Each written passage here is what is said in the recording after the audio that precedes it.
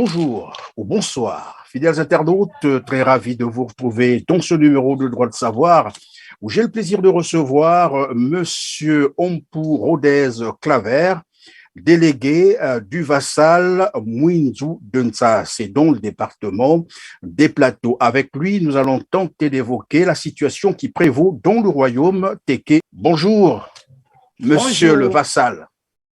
Le dignitaire. Monsieur le dignitaire du royaume Téké. Merci. Vous avez tenu une réunion pour désavouer l'actuel roi que vous pensez être illégitime et que ce dernier aurait usurpé le titre de roi parce qu'il n'est pas éligible à ce poste. Il y est arrivé avec la complicité plutôt d'une certaine reine Ompou, de son vrai nom, Ndo Sophie.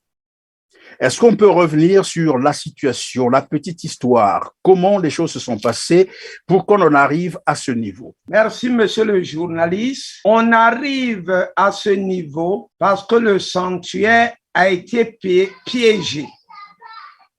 Le sanctuaire en Chibie a été piégé par la présence d'une usurpatrice, la soi-disant Reine Nganchie Ngalifou, au nom de Madame Ndo Sophie. Cette dame, qui n'est ni vassale, ni reine, ni Ngalifou, a usurpé le sanctuaire. Comment cette femme est arrivée dans le clan royal ou le cercle royal? Sa Majesté, le roi Ngayuo, avait comme épouse une dame au nom de Nganchie. Nganchie, c'est son nom de famille. Et cette femme a eu la chance d'être une vassale du sanctuaire en Chibie. Alors, comme elle était vassale du sanctuaire en Chibie, épouse du roi, donc elle devenait reine. Cette reine, le roi Ngayuo est mort au trône. Nganchie, son épouse, est restée dans la maison royale et elle s'appelait maintenant Ngalifuru. Ngalifuru, c'est un nom propre des femmes Téké, mais aussi un nom que l'on attribue à une épouse d'un roi quand elle perd son mari.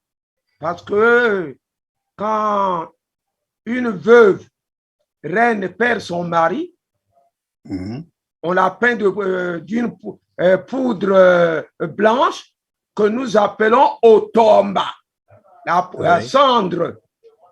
Alors là, elle devient Ngalifou. N'est pas reine qui le veut. Il faut être ou avoir été l'épouse d'un roi. N'est pas Ngalifou qui le veut. Il faut avoir été la veuve d'un roi.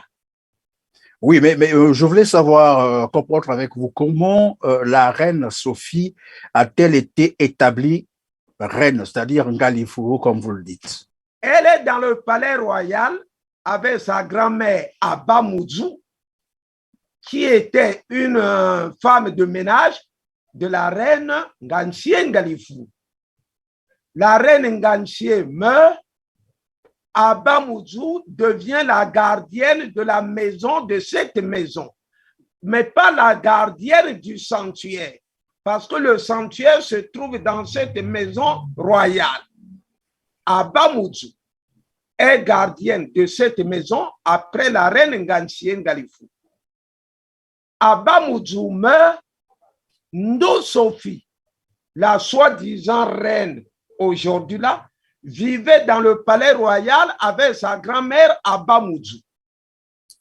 Après la mort d'Abba Moudjou, Ndo Sophie reste dans cette maison, pas en tant que gestionnaire d'une Kobi, du sanctuaire, mais elle gardait la maison royale en attendant que les ayants droit, donc de la famille de la reine Nganchie Ngalifuru, trouvent une femme qui remplit les critères pour récupérer le sanctuaire.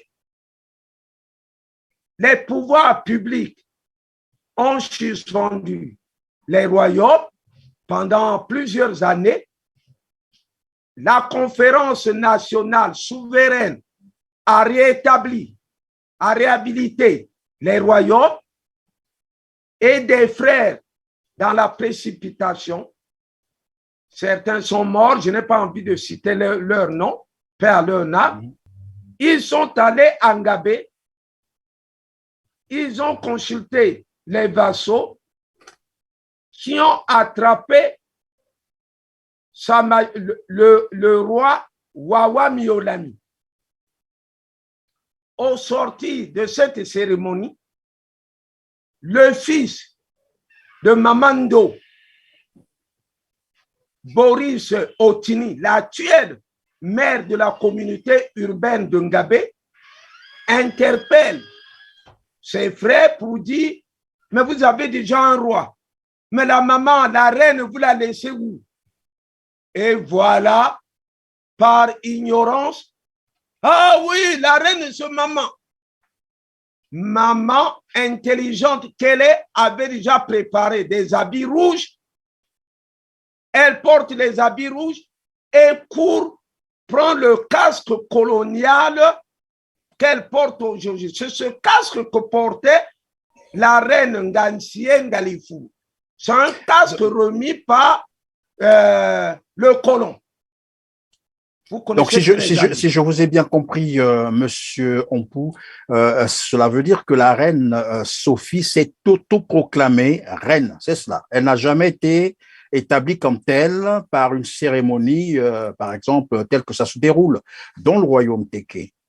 Elle n'est pas du clan, elle n'est pas vassale, elle n'est pas reine, elle n'est pas Nganchibi, elle n'est pas Ngalifuru. C'est une usurpatrice que l'homme politique présente comme étant une femme sacrée. Mais elle ne détient aucun pouvoir. Je dis aucun pouvoir. Mais ce qui fait que même Noman soit perturbé, mais c'est la présence de cette femme aujourd'hui qui se présente comme l'ayant droit de ce sanctuaire en Chibi. Mais pas le moindre, n'est pas Nganchibi qui le veut. Et donc, c'est elle qui a établi. Donc, c'est elle qui a établi l'actuel roi que vous contestez. C'est bien cela. C'est elle. Avec à quelle occasion, des hommes politiques. À quelle occasion? Comment cela s'est passé? Vous n'étiez pas là quand on a établi ce roi, ce nouveau roi? Monsieur, comment il s'appelle d'abord? Journaliste, vous pensez que Rodez et Claver-Ompou, qui connaît très bien le royaume, qui connaît bien les sanctuaires, peut assister à un désordre? Non, mais je ne peux pas participer à un tel complot. C'est un complot contre le royaume Téké que tous les Téké aujourd'hui dénoncent. Où s'était déroulée la cérémonie d'intronisation de ce roi et comment s'appelle-t-il? La cérémonie s'est déroulée à Ngabé.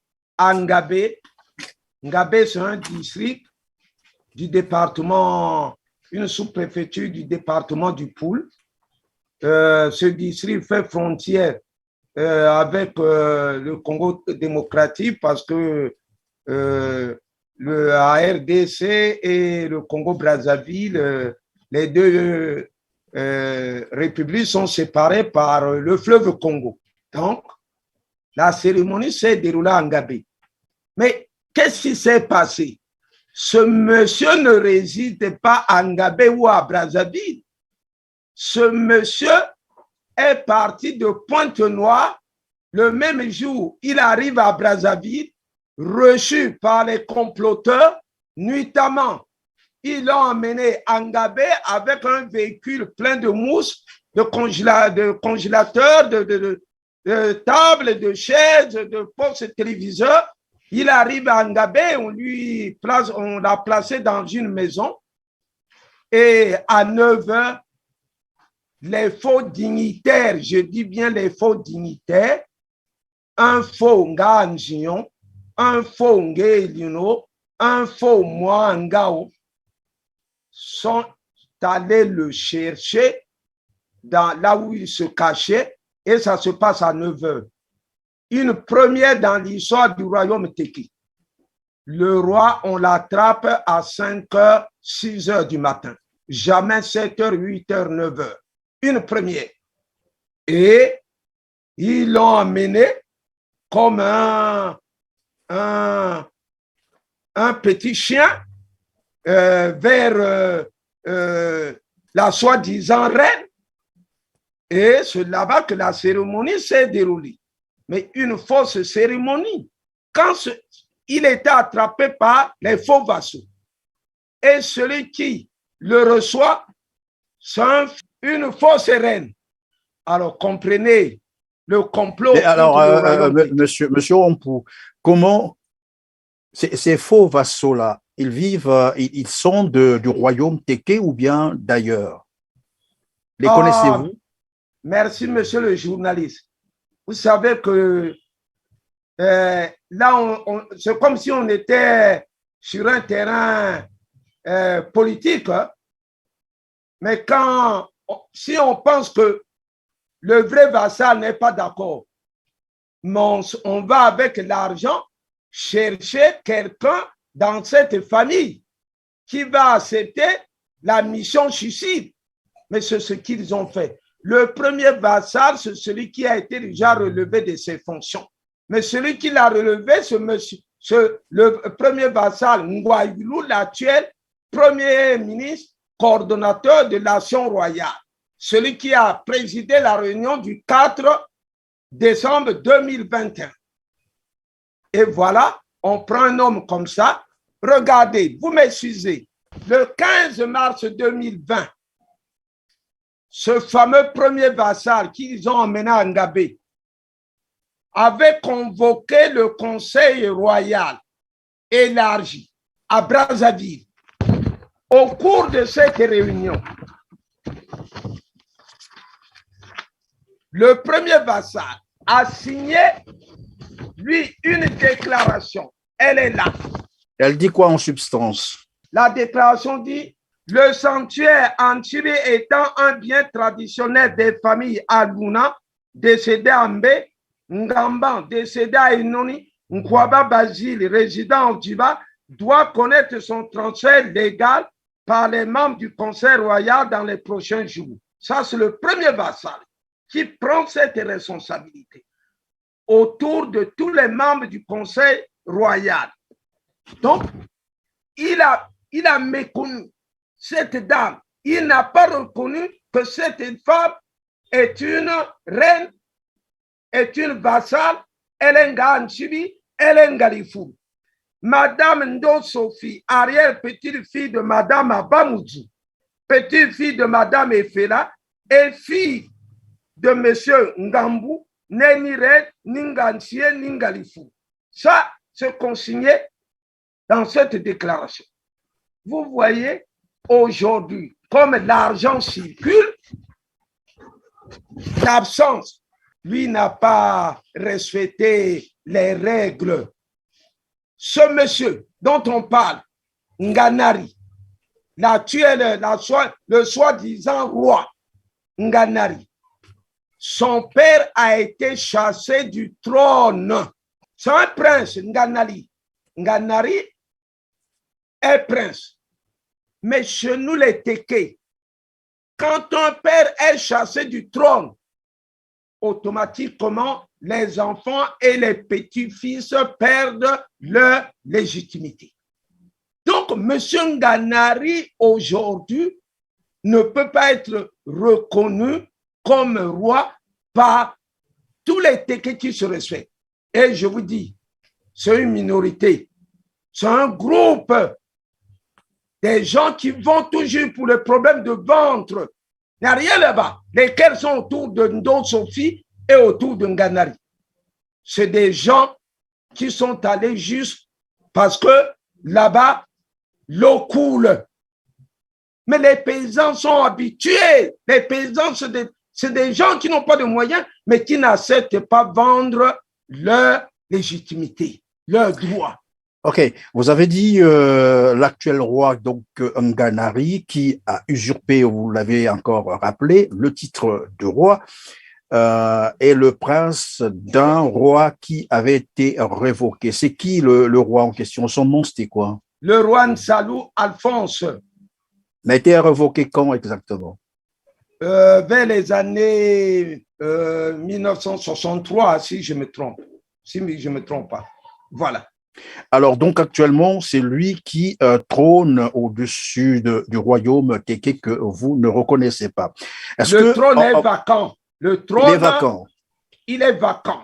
Depuis la mort de Sa Majesté Auguste Ngempio, le trône est vacant. Personne ne parlera d'un 18e roi au Congo-Brazzaville et dans le royaume Téké. Le trône est vacant.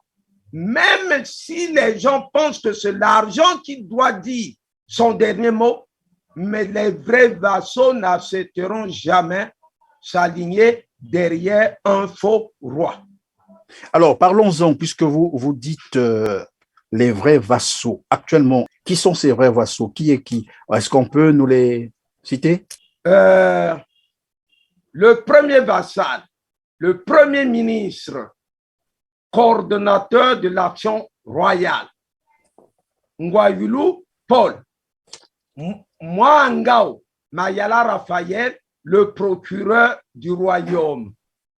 C'est celui qui attrape le roi sur l'ordre du premier vassal, suivi de Nganzion, le protocole du royaume.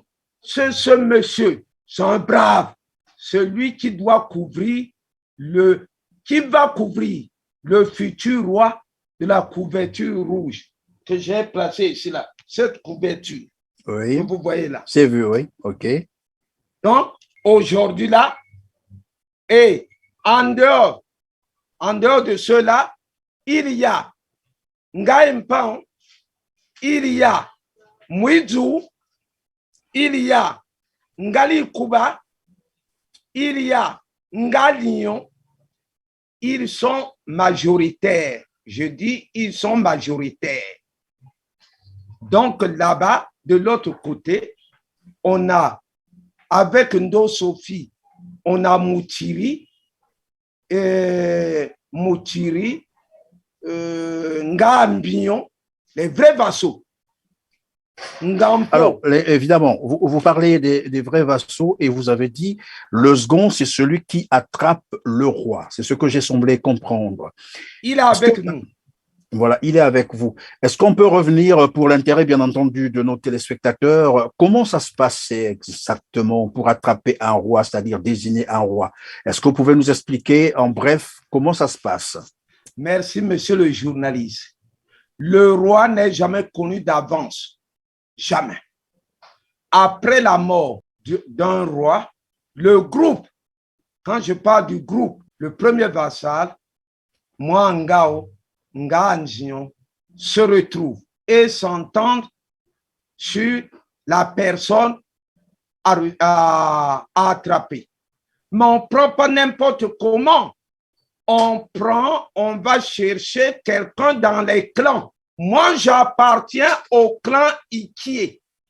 Moi, on Prodez. Je suis éligible, mais je ne dis pas que je serai roi. Les gens font du bruit, ils ont peur.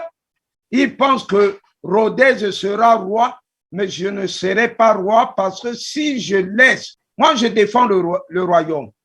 Je suis un conservateur, mais je ne dois pas laisser cette mission pour aller m'asseoir à Mbé. Sinon, ça sera la fin du royaume.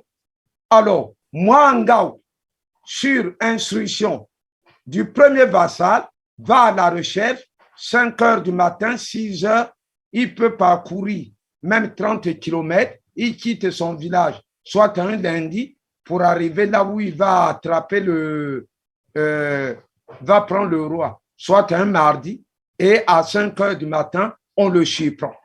Et quand on l'attrape, si c'est un homme robuste, quelquefois, il quitte sa maison avec un bras cassé. Parce qu'on doit avoir, Mwangao doit avoir avec lui des gaillards pour arrêter ce monsieur qui pourra présenter une certaine résistance. Alors, si on le prend, on le ramène chez le premier vassal, Ngaelino.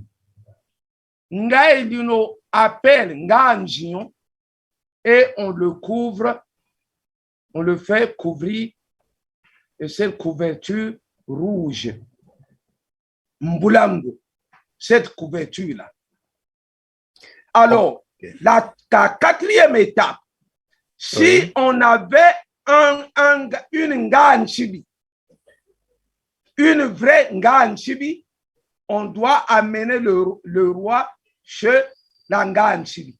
Mais dans le cas des Suèdes, puisque là-bas c'est une usurpatrice, un roi que nous allons attraper ne doit pas franchir cette étape. Elle ne doit pas atteindre Ngabé, là où se trouve une aventurière.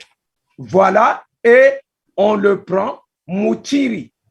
Alors, présente son rituel et on l'amène à Mé, siège du royaume. Et vous avez dit donc lorsqu'on attrapait le roi, on l'amène chez la Nganchibi, c'est ce que j'ai semblé comprendre. Oui. C'est quoi déjà une Nganchibi? C'est l'épouse, la future épouse du nouveau roi, c'est cela? Non, le titre de Nganchibi, c'est parce que cette femme est responsable du sanctuaire Anchibi. Ah. Du sanctuaire Anchibi. Donc, c'est ça. Nganchibi n'est pas forcément dit l'épouse du roi. Mais la reine Nganchie Ngalifuru a eu la chance d'être d'abord vassal Nganchibi et après épouse du roi, donc reine. Voilà la différence. Et donc, merci d'ailleurs de nous avoir rappelé cette procédure. Et on peut parler donc du royaume, comment il est organisé. Vous parlez des sanctuaires. Il y en a combien exactement et où sont-ils placés? Nous avons 12 sanctuaires. 12 sanctuaires, oui. 4 dans le plateau Batiké et 8 dans le département du Poul. Donc, quand tu parles c'est le même clan, c'est cela? C'est le même clan? Non. Il y a 12 clans là. Ah, 12 clans, ok, merci. 12 clans, c'est ça. 12 clans qui constituent le royaume, Téké. Le royaume. Voilà, et donc maintenant que vous estimez, sinon vous pensez que le titre du roi a été usurpé, qu'entendez-vous faire exactement?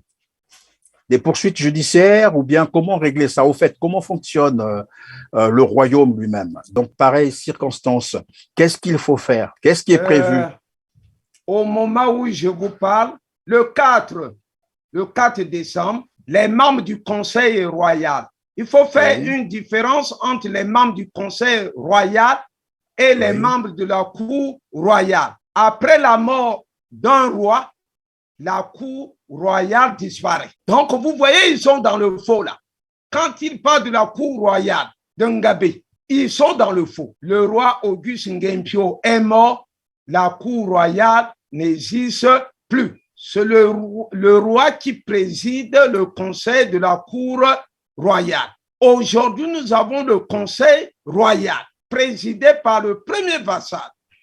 Donc, qui s'est réuni le 4 décembre. Qui s'est retrouvé le 4 décembre, nous avons adopté une déclaration. Oui. Elle est là. Et nous avons adopté une pétition. Au moment où je vous parle, la pétition circule et on doit arracher 1000 signatures. Ce n'est pas un secret. Nous sommes pour que cette affaire soit réglée selon les règles ancestrales. Évidemment, que prévoient ces règles ancestrales? Alors, paraît circonspect. Mais nous avons le droit de dénoncer le faux. La déclaration, nous l'avons adressée et la pétition, on l'a adressée au gouvernement. Pourquoi au gouvernement de la République? Le mercredi 4 novembre 2011, le Premier ministre, chef du gouvernement, avait reçu le camp Nganari, sans que nous ne soyons informés. Le 5, le Premier ministre, chef du gouvernement, nous a reçus au cours de cette réunion. Le Premier ministre nous a présenté la situation qui était en train de se préparer, de prévaloir. Voilà. Et nous lui avons dit qu'un roi ne peut pas être, d'abord on ne le nomme pas, on l'attrape en dehors de tous ceux qui sont devant vous. Parce que c'est le conseil royal, les vrais vassaux, qui étaient en face du Premier ministre. Le Premier ministre nous a dit, mais samedi, ils vont en Gabé pour attraper le roi. Nous avons dit, mais... Nous, il s'agit de quel Premier ministre? Non, quand vous parlez du Premier ministre, quel Premier ministre, c'est qui? Le Premier ministre colonel Makosso. Alors, on s'est entendu comme quoi une réunion des deux groupes devait se tenir à la Léfini. Ils n'ont pas accepté. Nous avons accepté que la réunion se tienne à Mbé, siège du royaume. Ils ont dit non et ils ont fait un passage en force. Pour nous, nous prenons à témoin le gouvernement. Parce que le gouvernement nous avait reçus. Je pense que la procédure est la meilleure qui serait engagée par le gouvernement, c'est de faire que, après avoir reçu le camp de Nganari et notre camp, les deux camps devaient s'asseoir et on trouve un compromis. Ça n'a pas été fait. Ils étaient pressés d'aller marquer un but, mais je dis c'est un but hors jeu s'il s'agissait d'un match. Donc l'arbitre a sifflé. L'arbitre ici, c'est le conseil royal. L'arbitre ici, c'est le peuple Téké. Le peuple Téké a dit non. Et nous demandons au pouvoir, au gouvernement, de ne pas s'ingérer dans les affaires du royaume Téké. En 2004, ces mêmes hommes ont failli induire le président de la République en erreur. Ces hommes, ils parlaient au nom du président de la République. Il y a eu un cas de ce genre en 2004, un cas de deux rois, un faux roi à Etaba au nom d'Nchilambeya. Heureusement que le président de la République a compris les conséquences fâcheuses de cette affaire et a tranché. J'ai été parmi ceux que monsieur le ministre de la Culture et Art, le ministre Jean-Claude Ngakosso, avait reçu. J'avais démontré au ministre Jean-Claude Ngakosso, qui était envoyé par monsieur le président de la République, que Nchilambeya n'était pas du clan royal, c'est un faux Ngalion, il ne pouvait pas être roi. Mais ceux qui étaient avec moi hier, qui ont combattu Nchilambeya, aujourd'hui me combattent. Ils sont maintenant dans le faux et ils ne veulent pas comprendre. Je vais lire un passage. Regardez. Je vous Il y a quelque chose là. Permettez. Allez-y, je vous en prie. Vous voyez. Alors, le prince Luin Salou, le prince Luin Salou, lui et moi avons combattu Nchilambeya. Vous voyez, il y a un cas là. Lui, il est le porte-parole de Sa Majesté Auguste Ngempio. Ngempio, un vieux de 80 ans, ne pouvait pas écrire ce que je vais dire. C'est celui qui écrivait. Et cette correspondance a été adressée depuis le 4/7/2009 à son Excellence, Monsieur le Président de la République, chef de l'État, c'est le roi Auguste Ngempio qui écrivait à son Excellence Denis Sassou Nguesso. Je garde les archives. Qu'est-ce qu'il disait? En cas de jurisprudence existe au sein du Conseil royal. C'est la présence de la reine qui n'est pas reine Ngassa. Ça, c'est un Nsaloum. Celui qui me combat aujourd'hui, celui qui trompe les autorités politiques. Mais il parle de quelle jurisprudence? Et il dit, après la conférence nationale et sans préparation, certains cas de politique, toujours les mêmes, se sont précipités à remettre la royauté en place. Il parle de quel cas de politique? Mais ce sont ces cas de politique que je combats aujourd'hui. Ça, c'est une salut. Plus loin, il dit, en effet, la reine Ngalifuru est Nganchibi Ngassa. Elle a pour bonheur cumulé les deux titres. Encore plus loin, il dit, la soi-disant reine Sophie, actuelle Nganchibi, n'est pas et n'a jamais été épouse d'un roi et par conséquent jamais été Ngassa. Elle n'est que Nganchibi, titre de rôle. Bon, ça c'est... Et encore, il dit, Monsieur le Président, je voudrais vous prier de prendre acte des informations ci-dessus contenues dans la présente lettre afin que vous-même et votre gouvernement ne soyez plus jamais induits en erreur par des cadres ignorants, peut-être, mais surtout pas les chasseurs des privilèges individuels. Ainsi, les institutions de la République aideront à la stabilité du royaume, qui à son tour aidera à la stabilité de la République. Mais nous ne sommes pas contre, nous n'avons pas un problème avec la République. Les gens nous prennent pour des opposants, mais il n'y a pas d'opposants au niveau du royaume. Le royaume est apolitique, le royaume est apolitique. Comprenez, monsieur le journaliste. La République du Congo, sauf si je me trompe, a 7 présidents déjà. Parmi les 7 présidents, il n'y a qu'un seul, de par sa mère, qui est Téké, l'abbé Fulbert Grou. Je dis de par sa mère, qui est Téké, elle était Balafri. Mais le reste, il n'y a aucun Téké. Mais pourquoi ils pensent que le sanctuaire en Chibi que détient Ndo Sophie par usurpation, c'est un fétiche. Mais si c'était un fétiche, de tous les présidents qui sont passés, les Téké devaient avoir au moins 3-4. Alors, merci. Permettez-moi, s'il vous plaît. Je vous en prie, allez-y. Au présidentiel, quand il s'agit des élections présidentielles, le royaume Téké n'a jamais présenté un candidat. Les élections législatives, le royaume Téké n'a jamais présenté des candidats. Les élections sénatoriales, le royaume Téké n'a jamais présenté des candidats.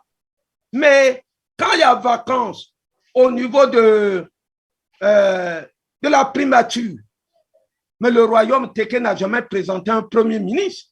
Tout ce que les gens racontent, c'est pour créer des problèmes qui n'existent pas au niveau du royaume Téké. Le royaume est apolitique. Il est un et indivisible. Que ceux qui n'arrivent pas à comprendre ce qui se passe au niveau, les vrais problèmes du royaume. Mais le royaume a beaucoup de problèmes.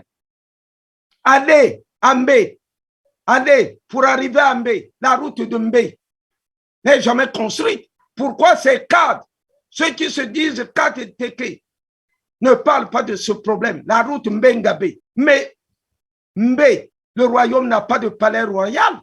Depuis plus de 12 ans, il est en construction, il s'est arrêté au niveau du chaînage.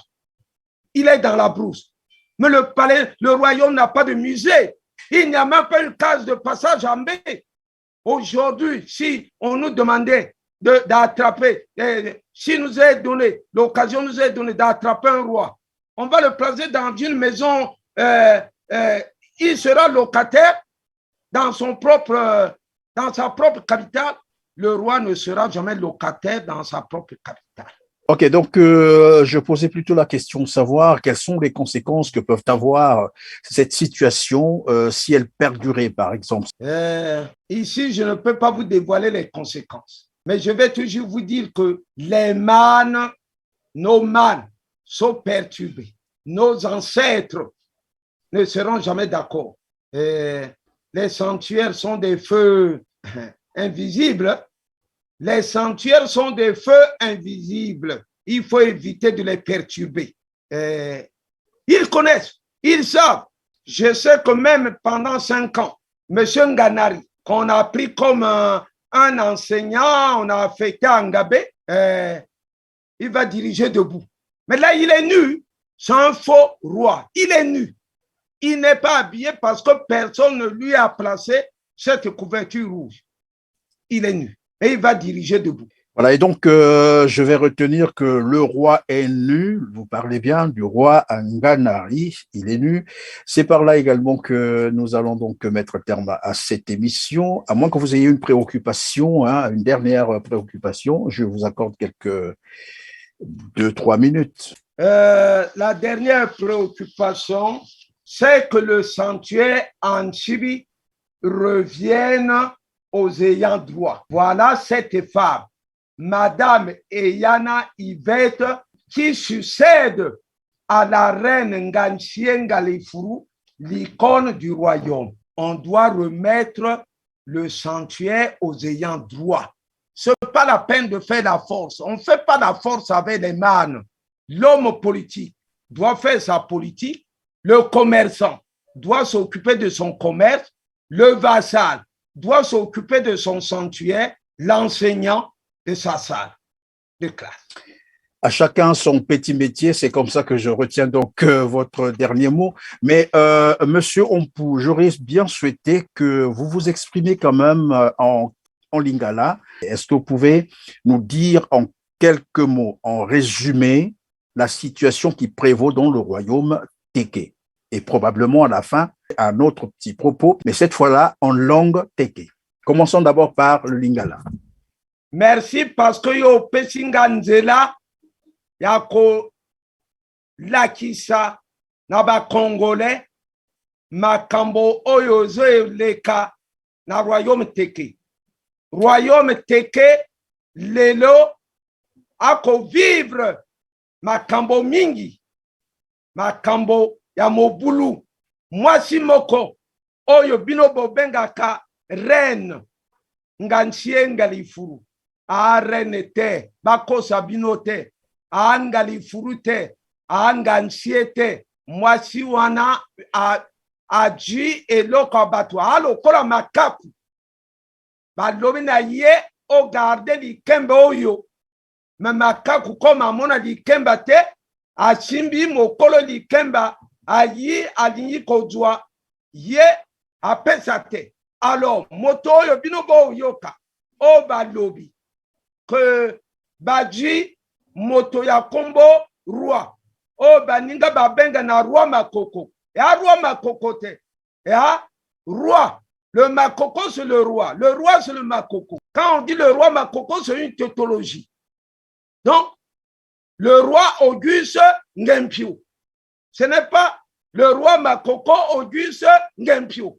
Donc, likambo wana il faut bino bo simbangu. Botika likambo bino bo bengaka roi Makoko. Roi Makoko. Non, roi. Ou bien olobi Makoko ilo. Makoko Ngempio. Alors, donc moto batiki na ngabe wana. Moto na bisote. Wana roi ya moyibi. Ya mayuya. Tokondima yete. Même bambula zomi ye akozala akofanda te ane lamba te. Maintenant ko ki opesa ye bilamba parce que batumisato oyo basimba karwa bakoma ki kuna te bako okende kuna te parce que kuna ana mwasi oyo ako mérité azala na place wana te. bato bino bo yoka ngai liuno nga njinyo mwangao bato misato wana so bazangi a oya yo e aka ya moyibi bango bazwa courage na koluba na bango bazwa courage bati kanzela o bango bazo landa nzela wana a mabe même bana l'école awa bana na bino bakumo lakisa l'histoire ya mabe au niveau du royaume. Donc bolanda wana te 18e roi nani batite oyo afo roi lokole aki ensila mbe ya netaba batu bakosa bino te maintenant koloba na bo bana ngai moto apesi mbongo bozwa bobo ya mbongo te mbongo babo te moto apesi yo mbongo ozwa ngana peisa bino te me ondima makambo ya mayuya te ya mbongo na bango te. Olobi que mokonzi oyo bati wana roi oyo bati makoko oyo bati kombo na ye nganari aza mokonzi ya solo te eza nde bato bayibi nzela mpona kotia ye kuna e olobi pe na baninga na bateke nyonso bazali koyoka yo ke balanda bango te. Ok, wana toyoki na ajute-moi likambo papa na ye balongola kina bokonzi akufa kina bokonzi te akufa kina trône te kote na biso bateke botuna bato evo botuna bato ala lekumu la Bwenza le Nyari le Poul les plateaux Brazzaville botuna bato a Kinshasa botuna bato a Gabon so balongoli yo déjà na kolongola babengisi yo bana na yo na bandala na yo ba perdre pouvoir ba koza ba di tu ba prince te bo bazo lo banga prince e amo yibi papa na yo ba bengisa kina ko bengisa pona makambo amabe oya yo pe esibi atako balongoli bango ndenge wana me kasi bazali nani bana ya libota na bino ndenge wana te na ko boya bango te na ko lo na bango batika nzela o bazo kele wana bazonga biso tuto construit royaume to bebisa royaume te batete balingi betumba te botinda biso to bunda te donc to fonda biso tu menganari akende yemoko yebi akende atika royaume tranquille alors sikoyo koloba na mwa ndinga ya mboka me wana okozala vraiment na mokuse pour résumer makambo ezali koleka wana bia batara bia ba maon mango nde yu lielbie ungoli yo we lielme bie ne lielme bie na wa barwe ya barwo mbulungoli kina ya barwo mbulungoli kina allo li ya barwo ya tara ya maon nchi ya bie ilo premier assis Mbourwa signé traité ya deux Brazza munchiyi ilo biabuli chonti mangandi bandiwo mangandi voyou manga politique sangawo mais l'autre c'est anka il défend memwananchi bebananchi mangagu biebe loti nambur yambu ndie wonganga wu ngowo ngato ngowo mbu yeyi wowo nga yo ngowo donc li kalpi biebe oyele nga naro fa simbu yi parce que ndie mbu yi mu turi barba wonde ngeli onu ya mwangao ya nganjio nga wonde wo bara politique tina munji ndo ibo biebe bon bopere libi abu pia. Voilà, nous sommes donc arrivés à la fin de cette émission. J'allais demander à Monsieur Ompou de s'exprimer aussi en Kituba. Je ne sais pas si il parle aussi Kituba. Oloba kape Kituba, te. Ah, papa, now maîtrise en côté, papa. Merci, Miki. Et donc, voilà. Et donc, voilà, nous sommes donc arrivés à la fin. Et merci, Monsieur Ompou, d'avoir répondu à nos questions, et à vous aussi, chers téléspectateurs, grand merci de nous avoir fait une fois de plus confiance.